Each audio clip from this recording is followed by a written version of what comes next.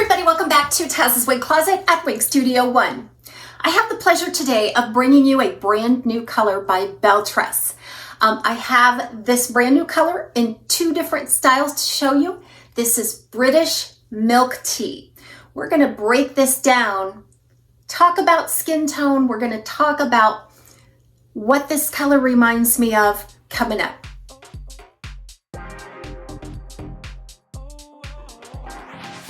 I purchased both of these styles with my own funds. You can find them at Wig Studio 1. Expand the description box below this video. You'll find a link. You can go out and look at all of the details, colors, and pricing. And remember, if you have any questions for us, you can always reach us at support@wigstudio1.com. And from any product page on the website, if you scroll down and hit the help button, you can be connected with a live chat. It seems like I was on pre-order forever for this color. And then I got two of them on my doorstep last week. So I could not be more thrilled with the color and the choices of styles. So the featured wig styles today are going to be what I'm wearing here, which is the lemonade style by Belle Tress in their cafe collection. And I also have it in a long curly style called counter culture. It's always nice to see a color on a shorter style and then one on a longer style so that you can really get a sense of that color. A lot of times the more real estate that is covered by a color, in other words, the more length, it can change a little bit. So we're going to check that out today. Lemonade is a beautiful little shaggy textured short wedge style bob. Has a longer front at about 8.5 inches. Overall, it's about 9 to 10 inches. It has a ledge type effect in the back. It's actually a really unique style, isn't it? It's really cute. I like it with little summery tops and things. And you can always cut in a shorter fringe if that was your preference.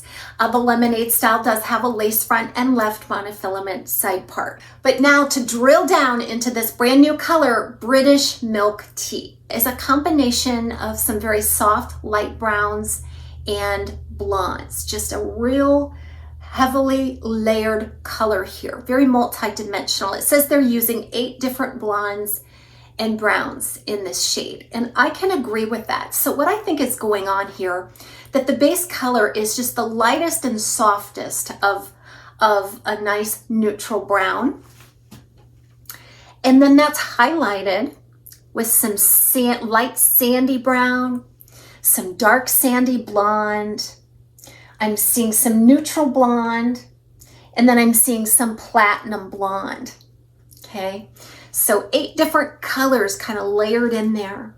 I love how on this application they have taken the platinum pieces and structured them around the face. I think that lightens and brightens the face. They did bring it up to the lace front, although it's not a heavy banding effect here. Now, all of this is also on a slightly darker root. So I would say this is a light to medium brown root. So soft, so subtle, and the transition of the root to the main body of the color is just impeccable. So we described what kind of goes into this color, the ingredients into this color. However, I think there's one final step that they do here that really sets this. I feel like they have gone all over with a violet toner. So they've taken all these beautiful light browns and blondes, and then they have gone over it with a violet toner. In certain light, you can actually pick up a little bit of lavender cast on this color. And I feel like if you are wearing any lavender at all, or if you have any lavender or purple in your surroundings, it's probably going to reflect in the hair. I have gray walls, white ceiling here. I've got some gray and lavender curtains. So you might be already starting to sense that. So all colors have a bit of, either they have tint or they don't. So I think this toner has imparted a little bit of a pinkish purple tint to undertone to the main color here. It's really impeccably done, well thought out, intentional, and expensive looking. I can't imagine what it would cost me, what kind of a check I'd have to write to step into a salon, hand them a picture of this and say, I want that. Well, how much time and how much money do you have? With wigs, you know, it's salon fresh every single time. So if you want my opinion, I think this is a dark blonde. Like the overall effect to me is dark blonde. I also feel like this is more neutral leaning cool, okay? The toner really, really takes any warmth that you would see in those sandy tones and those brown tones, turns it into something that is very ash.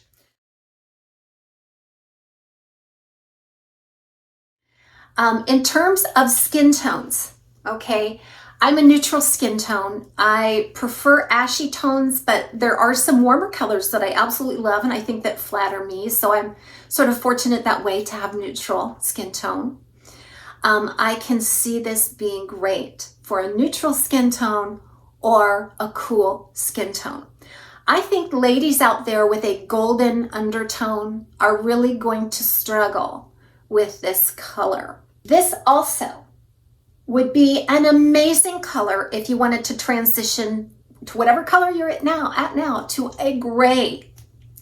There's absolutely no gray or silver in this color, but the toning effect on some of this platinum or white here just kind of gives it a salt and peppery feel. It gives it a silverish sheen. So it does. It has that beautiful silvery appearance in the white that has been toned down, mixed with the ash and the sandy tones here of this, makes a spectacular mix. So on each style, this color might appear just a little bit different. So we're gonna do some side-by-sides. I'm gonna give you a look at these outdoors as well. So let me go ahead and change into the counterculture so we can examine this color on a long style.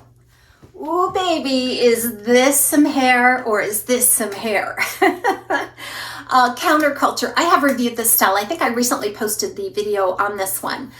This is just an example too of some of the variances that you can see from style to style. On this one, the curl goes right up to the root nearly, as you can tell. There is a stiff lift right there at the front that was baked in right out of the box. This is right out of the box. So I have not done anything but just kind of fluff and pick it to separate the curl pattern a little bit. Oh, but it's gorgeous. It's gorgeous. You know how big of a sucker I am for curl anyway. Now this color. Okay, so we've got more real estate to cover with this color. It changes a little bit, doesn't it? It appears a little darker just because there's more. There's more of this color all over.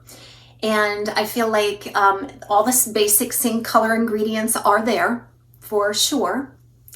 And the actual toned white look here is concentrated and banded right at the front, at this lace front, okay?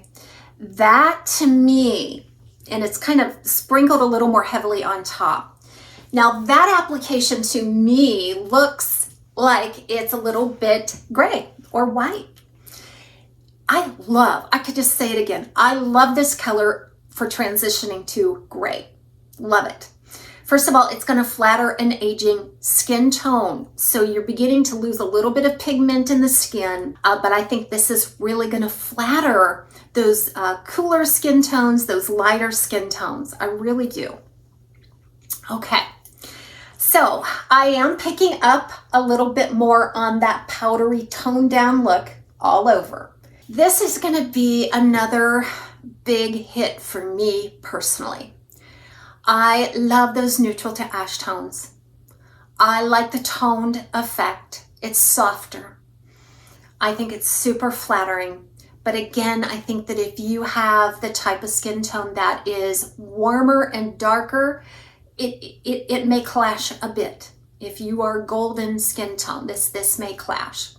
But if you have some pink undertone at all to your skin, I just think this is going to be one that you're going to want to check out for sure. So what color does this remind you of? So obviously there is another Milktea. There's a Milktea LR out there by Renee of Paris. And I was really baffled by that color initially because when I put it on and looked in the mirror, I didn't see the lavender. But when I went to edit, it looked purple. I mean, it looked like there was lavender in that color. And the only thing I can think of is that it was reflecting off of, you know, the things in my room. But now I realize that I think it's just this toned down effect. There's been the appearance of a toner on this, and I think that's what's doing the trick here. Another color this reminds me of is the Gabor Toasted Pecan GL 1823 by memory. This is a similar experience that I had when I first tried on that color on the Radiant Beauty, which is a nice medium length curly style. They had a little bit of banding of the platinum on that color. And this reminds me a lot of that color. And I even say about that color that it's a great transitional color. Unless you wear wigs or you're in the industry, you would just never ever guess that this was a wig based on the beautiful style, the lace features, but the color. Gosh, colors have come such a long way. And I just have to give props and kudos to Belle Tress, because who's ever in the background organizing these colors is just a genius mastermind. They've come out with some amazing shades. Now I hope for all of you that there are some brunettes that come on the scene that really hit the sweet spot for you. If you're not exactly a blonde lover, they've really expanded their palette.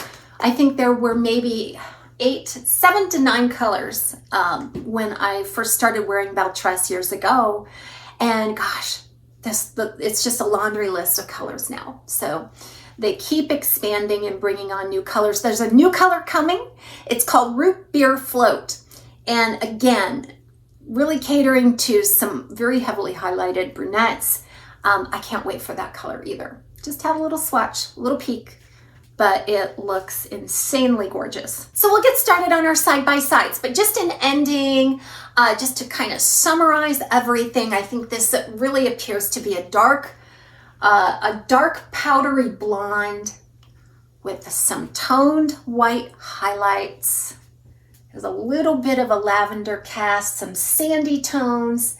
It's neutral to cool in tone and would probably flatter neutral to cool skin tones with a little bit of pink undertone.